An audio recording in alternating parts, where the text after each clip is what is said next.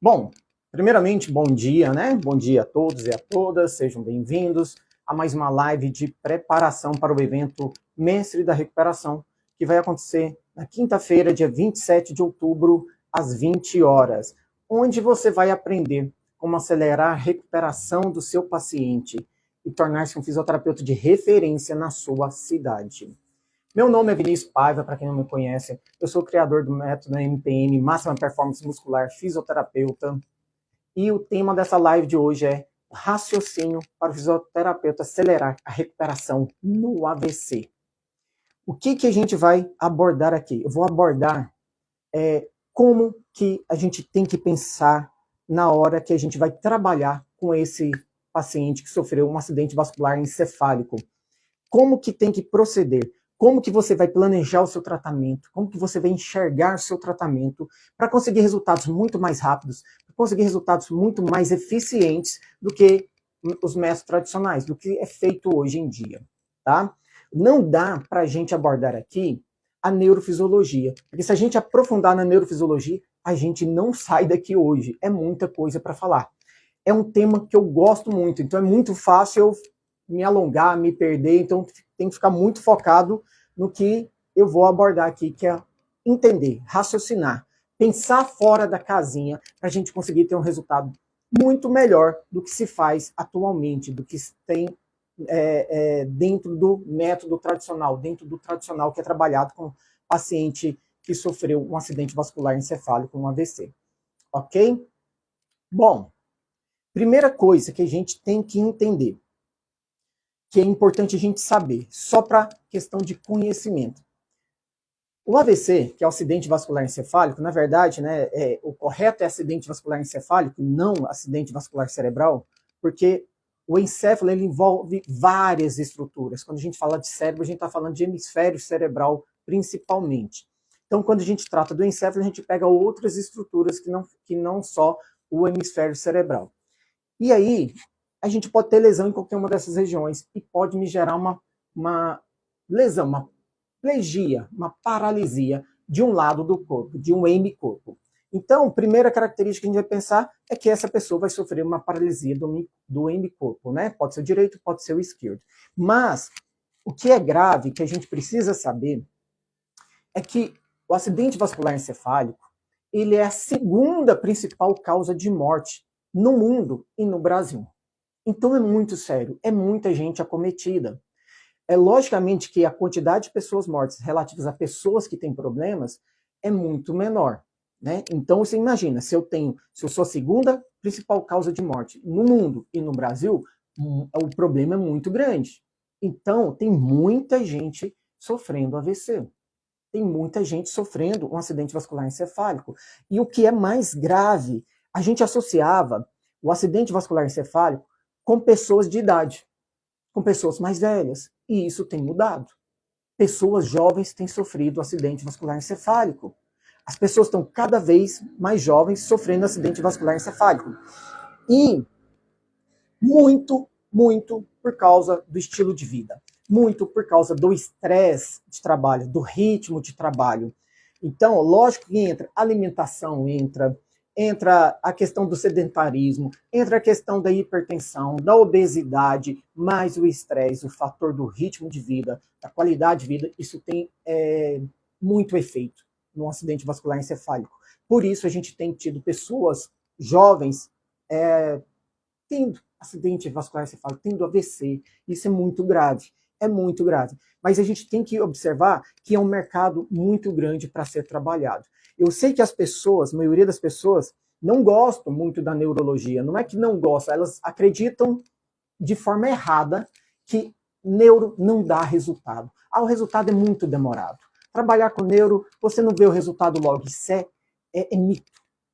Isso é um equívoco. É lógico que tem patologia, se você vai pegar uma pessoa que sofreu uma paralisia, uma lesão medular total, é lógico que você ali vai ter aquela limitação, mas você vai evoluir, não é com a lesão dela, você vai evoluir potencializando o que ela tem de bom.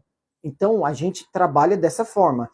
Quando você pensa em acidente vascular encefálico, você pode ter uma boa recuperação. Quanto mais cedo você tem essa intervenção, mais rápido você consegue recuperar. Melhora a sua recuperação, melhora a sua neuroplasticidade. E dentro da neurologia, a neuroplasticidade ela acontece muito, muito. Então a gente precisa estimular, mas ela não acontece sem a estimulação correta. Se você não der estimulação, não vai acontecer neuroplasticidade. E aí vai ter toda uma recuperação complicada, atrasada, equivocada. Então, a gente precisa estar atento como que a gente vai gerar estímulos para esse paciente, para que eu consiga acelerar essa neuroplasticidade dele, para que eu consiga fazer com que ele se recupere mais rápido do que normalmente se recupera. Então você pode ter casos, as pessoas falam, ele é muito lento. Eu já tive paciente de acidente vascular cerebral que chega com cadeira de roda com 10 sessões e está indo embora andando. Indo embora andando de alta. Vai para uma atividade física. Lógico, tem casos e casos. Mas era uma pessoa que chegou recente. Era uma pessoa que ela iniciou uma intervenção do trabalho de fisioterapia muito cedo. E às vezes você tem pessoas que vão chegar para você depois de 2 anos, depois de 1 ano. É lógico, aquela lesão ali já está mais enraizada, mais comprometida. Por quê? Porque não sofreu uma neuroplasticidade, não teve uma estimulação adequada. E quanto mais tarde isso acontece, pior fica.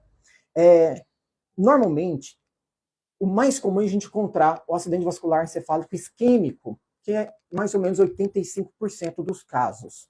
E aí, 15% mais ou menos é o hemorrágico. Logicamente, o hemorrágico tem uma gravidade maior, leva muito mais à morte do que o isquêmico, mas o isquêmico tem uma porcentagem muito maior de acontecer, por N fatores. Né? Normalmente vai ser um trombo, vai ser um êmbolo, vai ser por um problema cardíaco, pode levar um paciente a ter um acidente vascular encefálico, porque ele vai formando coágulos quando a pessoa tem uma arritmia, quando a pessoa tem um problema de válvula cardíaca. Então, isso é um agravante. As pessoas não sabem disso, não se ligam a isso, mas ele pode acontecer.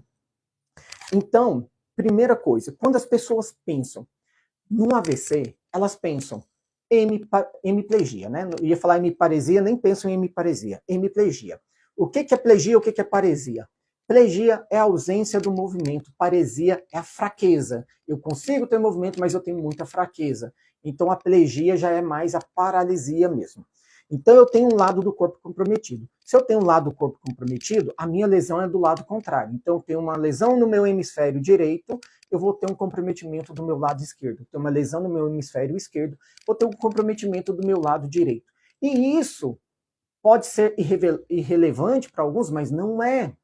Porque se você tem uma lesão do hemisfério direito, você tem uma tendência a ter características de problemas diferentes do seu lado esquerdo. Olha que louco isso. Então, e outra coisa, se é o seu encéfalo dominante, seu hemisfério dominante, isso também faz diferença. Então, vamos pensar.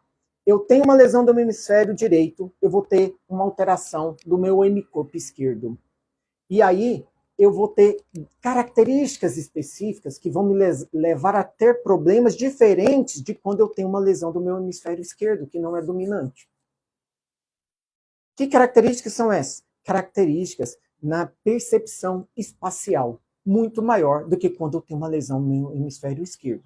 Só que quando as pessoas pensam, chegou um paciente com AVC para mim, eu vou pensar o quê? Eu preciso recuperar esse lado esquerdo dele, esse lado paralisado dele, esse hemicorpo paralisado dele. Se ele chegou em cadeira de rodas, eu quero voltar a fazer ele andar.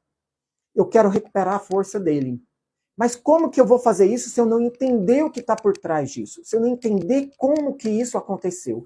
Porque, olha só, esse AVC, esse paciente, ele vai ter uma fraqueza de um hemicorpo, ou uma paralisia. Então você vai ter uma alteração da força muscular de um lado do seu corpo. Tanto de face, quanto de membro superior, quanto de membro inferior, mas de tronco também, tá? E aí você vai estar com esse lado paralisado. E a pessoa pensa, eu preciso ganhar força muscular. Mas não é tão simples assim.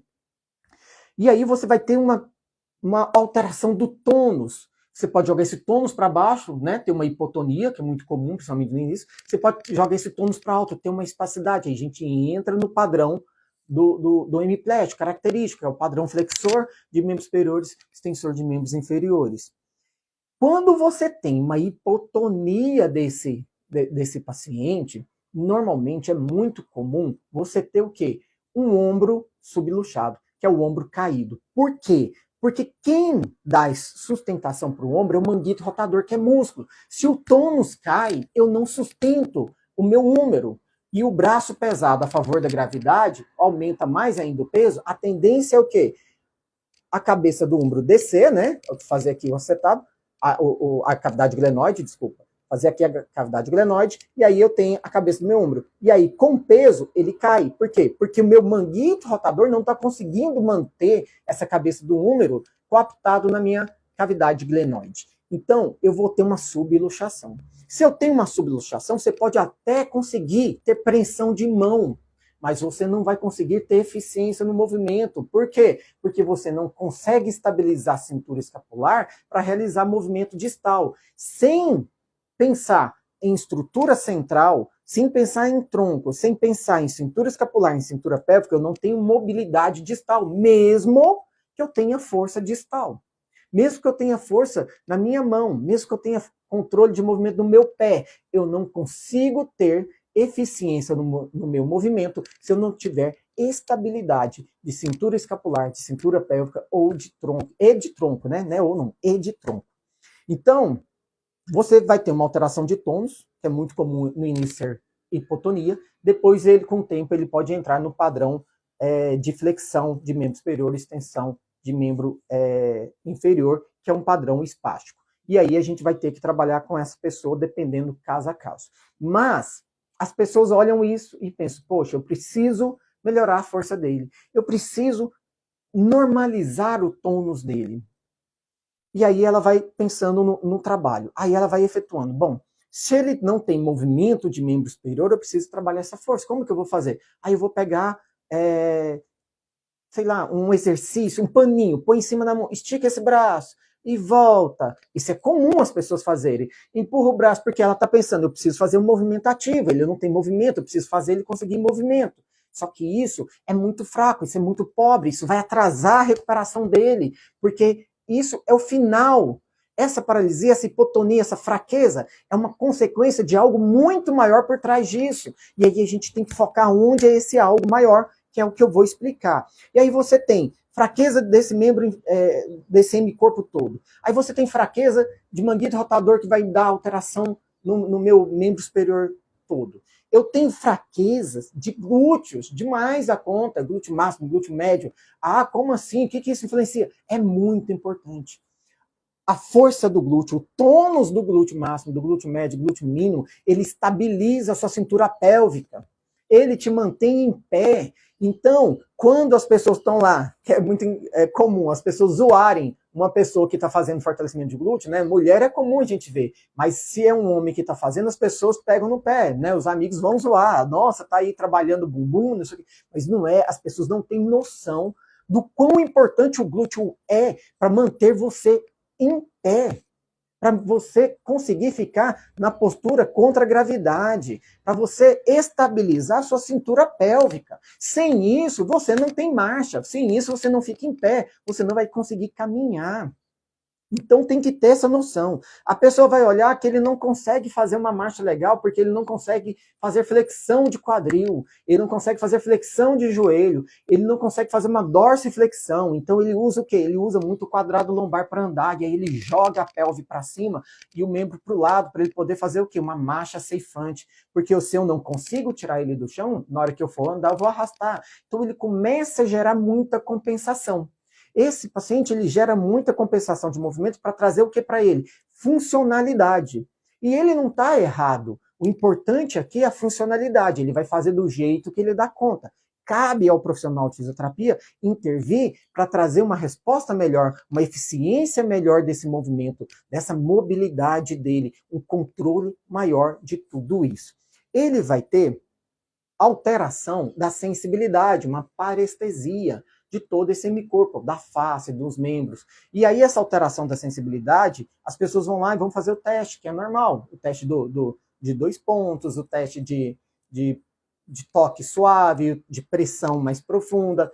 Quando a gente está fazendo isso, olha o que eu vou falar. Quando a gente faz esse teste, a gente está testando tato, estimulação tátil. Quando a gente trabalha estimulação tátil, pensa em estimulação tátil, a gente está falando de mecanoceptores táteis.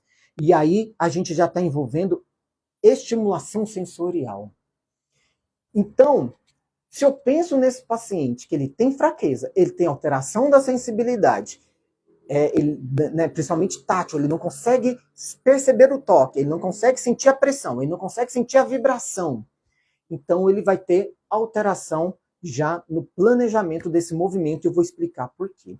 Outra coisa, e aí vocês vão pegar essa informação e vão anotar ela. Se você pensa num paciente de AVC, num paciente hemiplégico, põe uma coisa na sua cabeça.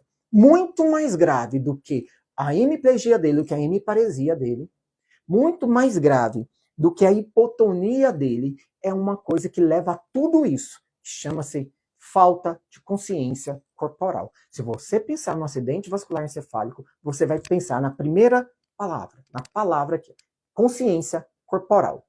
Quando você fala em consciência corporal, a gente está falando em percepção. Percepção do seu corpo, do seu membro, da sua articulação, do seu músculo, em relação ao restante do seu corpo, em relação ao ambiente que você está, em relação à tarefa que você executa. Se eu não tiver essa consciência corporal, e se eu não perceber o meu corpo em relação ao restante do meu corpo, minha articulação em relação ao restante do meu corpo, meu músculo em relação ao restante do meu corpo, e tudo isso em relação ao ambiente que eu estou integrado, a tarefa que eu estou executando, eu não consigo executar essa tarefa. Eu não consigo me movimentar. Se eu não percebo, eu não tenho movimento. Então, essa palavra é a palavra-chave no acidente vascular cerebral. É consciência corporal. Quando a gente fala de consciência corporal, a gente está falando de proprioceptores, de neuroreceptores proprioceptivos. Já falei dos neuroreceptores táteis, que são importantes, os mecanorreceptores táteis. Agora eu estou falando dos proprioceptores. Já são dois neuroreceptores sensoriais que têm uma influência direta na lesão do acidente vascular encefálico, na hemiplegia. Isso vocês têm que ter em mente de vocês, porque isso aqui é a chave para o sucesso do tratamento de vocês. E aí, por conta dessa alteração de consciência corporal, por conta dessa alteração da percepção dos estímulos proprioceptivos, dos proprioceptores, você vai ter alteração na percepção desse lado do corpo. Você vai ter alteração na sua inervação recíproca. O que é inervação recíproca? Controle de agonista e antagonista. Quando eu contraio meu agonista, eu preciso relaxar meu antagonista na proporção do movimento que eu quero para fazer um movimento coordenado. Então, a inervação recíproca não é só reflexo, ele acontece no seu movimento voluntário, só que com a ação do seu sistema nervoso central superior. Quando eu penso num paciente hemiplégico, eu posso ter alteração da minha cocontração. O que é cocontração? É a capacidade de você estabilizar a articulação. E na cocontração, diferente da inervação recíproca, eu tenho um controle entre agonista e antagonista, eu contraio o agonista e relaxo o meu antagonista numa proporção para permitir uma consciência corporal, na cocontração eu tenho contração do agonista, do antagonista e dos sinergistas em volta daquela articulação. Então eu tenho uma ação, uma ativação de todos os músculos em volta da minha articulação, para poder fazer o quê? Estabilizar aquela articulação. Você vai ter alteração, porque isso também é um controle gerado pelos receptores proprioceptivos. Você pode encontrar nessa pessoa uma síndrome também chamada de Pusher. O que é a síndrome de Pusher? É o empurrar. Se eu não percebo o meu lado do corpo lesionado, eu não tenho percepção dele, principalmente vai acontecer quando a lesão for do hemicorpo esquerdo, né? Você tem lesão do cérebro direito, do hemisfério direito. Aí você vai ter o quê? Uma paralisia desse lado esquerdo do corpo. E ele não enxerga, ele não percebe. Você toca, ele não vê, ele não consegue sentir.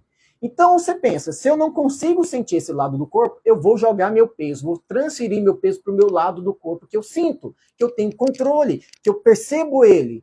Só que ele faz o contrário. Ele não tem percepção e mesmo assim ele empurra para o lado aonde ele não percebe. Aí o que vai acontecer com ele? Ele vai cair. Essa pessoa com síndrome de Pusher vai ter dificuldade de ficar em pé. Porque a pessoa que não tem, ela fica em pé porque ela transfere o peso para o lado bom, para o lado sadio. Mas no síndrome de Pusher, ela transfere o peso, ela empurra para o lado da lesão. E aí ele não consegue nem se sustentar na postura. E isso também tem uma característica que eu vou explicar por que ela acontece. E vai ser a chave de tudo para a gente trabalhar com AVC. Outra coisa que vocês podem encontrar num AVC, que não é incomum, mas vai acontecer quando acontecer principalmente no hemisfério esquerdo, se a pessoa for destra, é mais comum que seja no hemisfério esquerdo, porque a maioria das pessoas são destras, e aí você vai ter uma alteração da fala, que você pode comprometer tanto a área de Broca quanto a área de Wernicke. E aí ele vai ter uma compreensão que pode ser na hora de articular a fala, ele não consegue falar, ele te entende, ele compreende o que você pediu, mas ele não consegue articular a fala. E aí você pode também ter um problema na compreensão da linguagem. Aí já é complicado mais, ele já tem uma dificuldade na compreensão da linguagem, já não é mais em articular a palavra, mas em sim compreender. E quando a gente fala em linguagem, a gente não é só linguagem falada, não, é linguagem escrita também. Então, eu tenho esse paciente com uma série de alterações. E aonde está a chave do negócio? A chave do negócio está que o meu problema não é do músculo. Meu problema não é uma fraqueza do músculo A, do músculo B ou do músculo C. Meu problema está em outro local. Meu problema está no meu sistema nervoso central. Está lá no meu encéfalo, nas regiões que foram afetadas. Na verdade, seu problema está numa palavra que vocês vão guardar agora. Controle motor. Controle motor é o que prejudica, é o que leva de alteração nesse paciente com acidente vascular encefálico que tem uma lesão do sistema nervoso central superior. Você não tem lesão da sua medula, então sua medula está intacta. Sua inervação periférica, ela está intacta, sua mensagem chega. Tanto nos músculos, como ela vai sair, perceber dos estímulos sensoriais e vai chegar até o seu encéfalo. Ele vai passar pela medula, está tudo íntegro. O seu músculo está íntegro.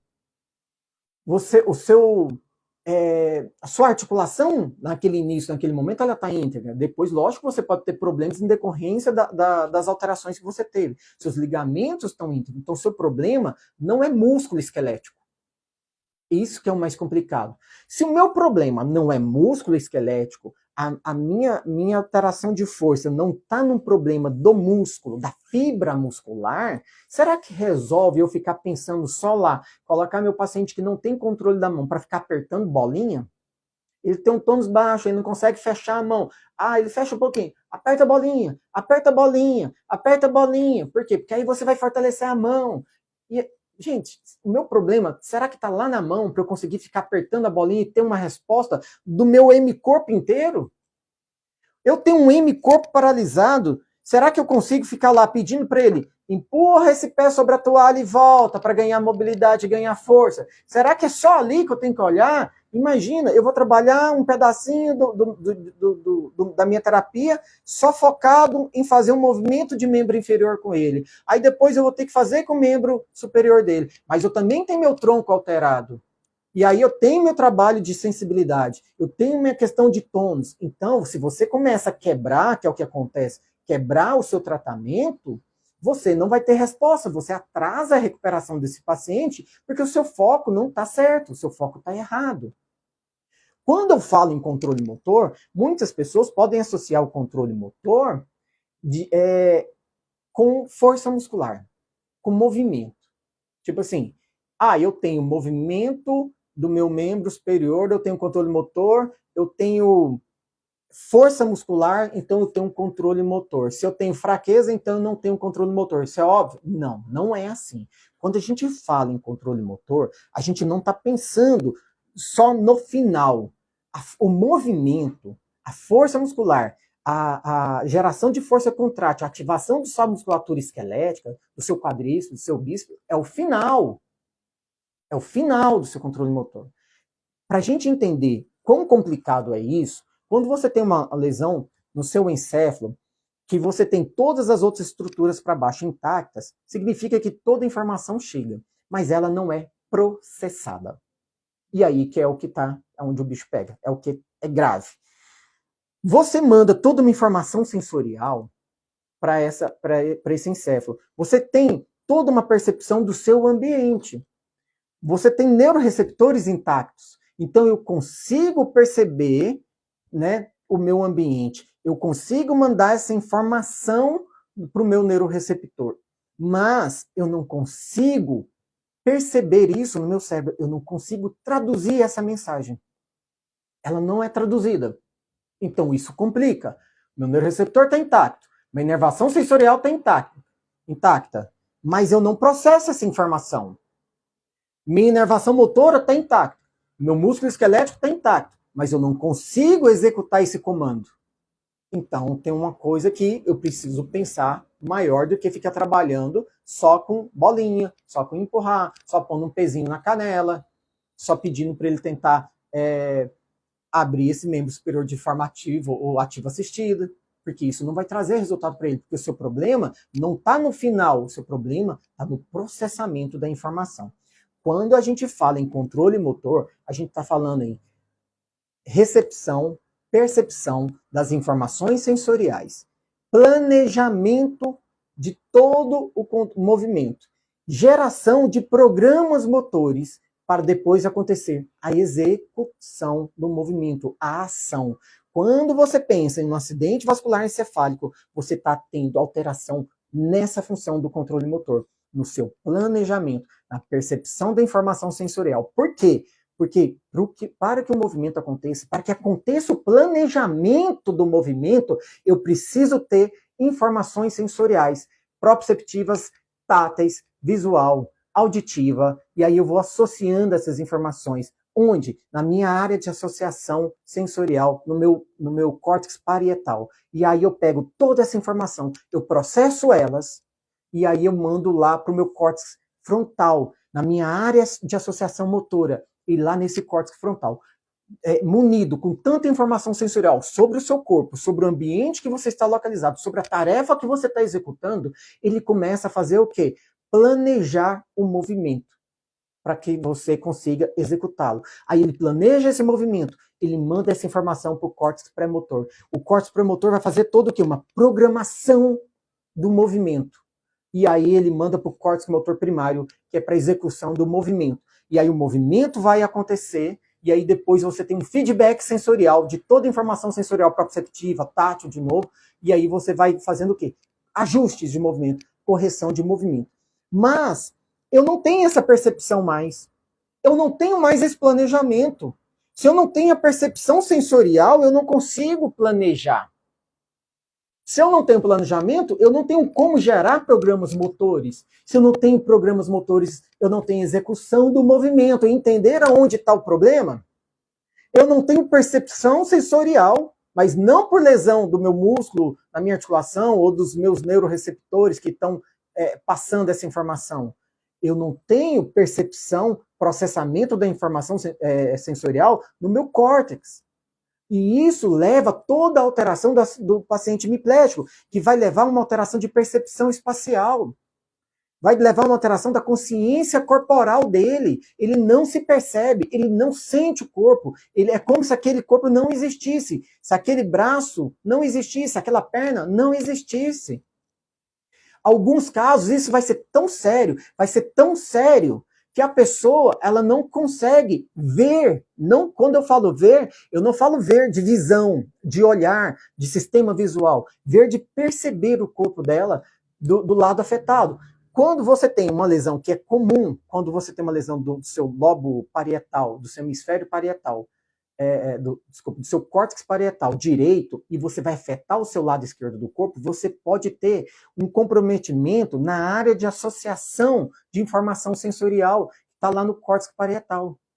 E aí, quando você tem comprometimento dessa área de associação, você negligencia o seu lado completamente, mas negligencia tão forte que você não consegue se desenhar. Você só desenha só metade do corpo. Você não consegue comer o prato normal, você só vai comer o lado direito do prato. Se quiser comer o outro lado direito, alguém tem que vir virar o prato, rodar o prato para você. Para aquela comida que estava do lado esquerdo ficar do lado direito. Isso não é uma alteração cognitiva no sentido de que eu não consigo pensar, mas é uma alteração espacial. É uma dificuldade de percepção espacial que esse paciente tem, por alteração do processamento das informações sensoriais, proprioceptivas e táteis principalmente.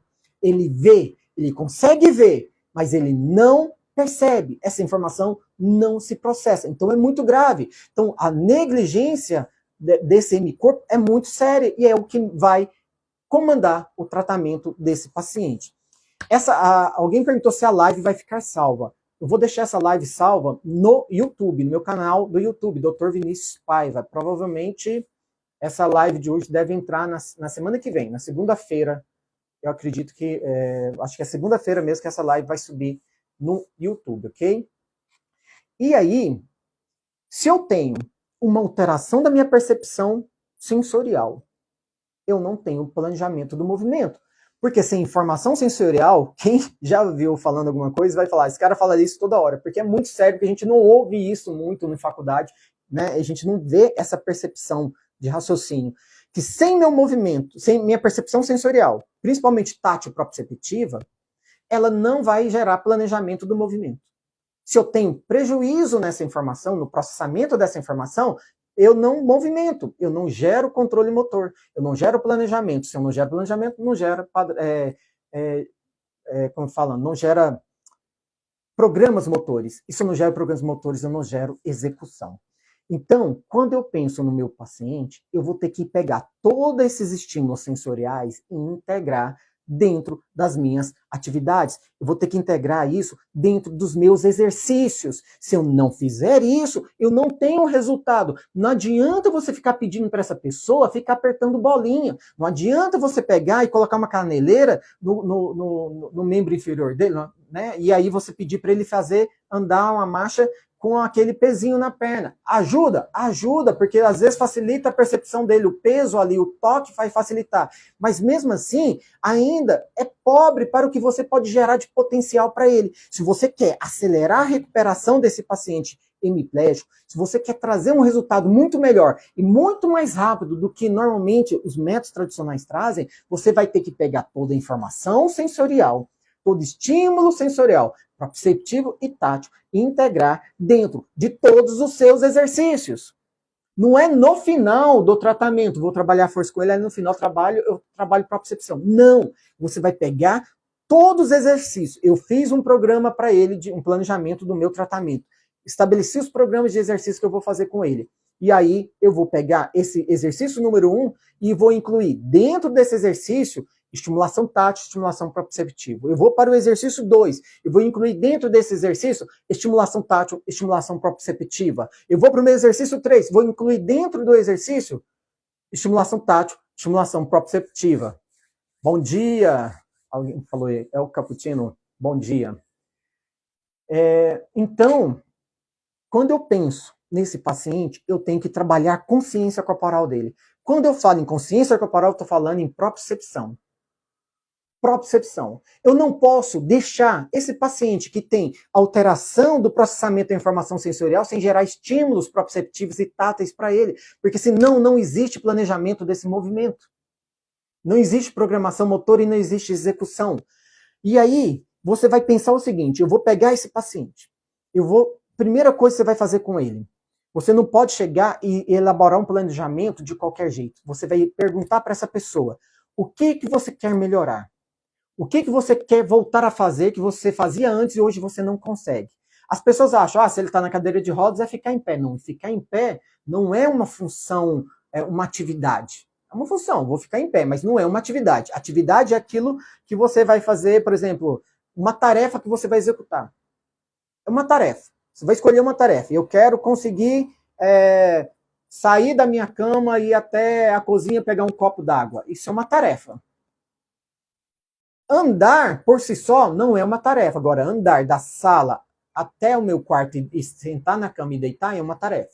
Aí você vai perguntar, a pessoa escolhe. Quem escolhe é o terapeuta ou o paciente? O paciente. O paciente escolhe. Isso chama programa orientado à tarefa. E aí, por que a gente faz isso? Para ele enxergar o porquê que ele está fazendo um tratamento com você. E aí você traz motivação para esse paciente. Então ele escolheu a tarefa, você executa um programa, um planejamento de acordo com a tarefa que ele executou. Então você faz todo um mapeamento biomecânico daquelas funções, o que você precisa melhorar. A gente já sabe que ele tem fraqueza no hemicorpo. Eu já sei que ele tem fraqueza de glúteo, já sei que ele tem fraqueza de flexores de quadril, eu sei que ele tem fraqueza de tronco, tanto anterior quanto posterior. Ele tem fraqueza nos membros inferiores, nos membros superiores. Ele pode estar associado com uma hipotonia e eu preciso normalizar esse tônus. Ele pode estar associado com uma espasticidade, eu preciso normalizar esse tônus. Tudo isso eu já sei, eu vou ter que trabalhar ele. Mas eu não posso trabalhar de forma isolada uma perna por vez, eu vou trabalhar só dorsiflexores, agora eu vou trabalhar flexão de joelho, extensão de joelho, agora eu vou para o quadril. Meu Deus, essa terapia não termina nunca. Você nunca vai conseguir dar estímulo no corpo inteiro dele. Se você pensar assim, e aí você atrasa a sua recuperação, você torna isso muito lento. O que você vai fazer? Você vai pegar todo o tratamento aonde você gera estímulo para o corpo todo. Você vai pegar esse tratamento e vai elaborar exercícios aonde você consegue trabalhar estímulo para o membro superior, para o tronco e para o membro inferior ao mesmo tempo. E aí você vai focar em uma área, mas você vai irradiar para áreas diferentes. Você consegue trabalhar de forma global. Você consegue gerar estímulos. Associados a isso, que você vai trabalhar ele de forma global, para você estimular tanto o membro superior, quanto o membro inferior, quanto o tronco, você vai associar a isso estímulo sensorial, tátil e proprioceptivo. As pessoas pensam em propriocepção, elas pensam em tábua de equilíbrio. As pessoas pensam só no disco proprioceptivo, da pessoa ficar lá em pé. As pessoas pensam só no balancinho. Ele não dá conta de ficar no balancinho. Não estou falando disso. Eu estou falando de você pegar o conceito de estimulação proprioceptiva e trabalhar ele, estimular ele no corpo do paciente sem precisar usar um balancinho. Isso é possível. E aí você vai conseguir fazer o quê? Trabalhar toda a informação sensorial, bombardear de estímulos sensoriais proprioceptivos e táteis, para que ele comece o quê? Perceber o corpo dele. Para que ele comece a ter percepção desse hemicorpo paralisado. E aí, a partir do momento que ele começa a ter percepção desse corpo paralisado, que você consegue trazer isso de volta, ele começa a dar respostas. Ele começa a normalizar o tônus. Ele começa a desenvolver a força do membro superior dele, do membro inferior. Por quê? Porque melhorou a percepção corporal. Não é que você aumentou a força necessariamente, porque o problema dele não é músculo esquelético, o problema dele é de percepção sensorial. E aí você precisa integrar isso no seu tratamento. E aí você precisa trabalhar de uma forma que você consiga gerar um fortalecimento indireto. O que é fortalecimento indireto? Eu estou com o meu membro trabalhando meu membro superior direito, eu estou irradiando para o meu membro inferior esquerdo. Eu estou cruzando a informação. Porque vamos pensar, como que eu vou fazer isso se o meu paciente ele tem dificuldade de movimento, ele não percebe, ele não consegue movimentar, ele tem um lado bom. Você vai ter que potencializar esse lado bom, vai estimular o lado bom para irradiar para o lado plégico dele.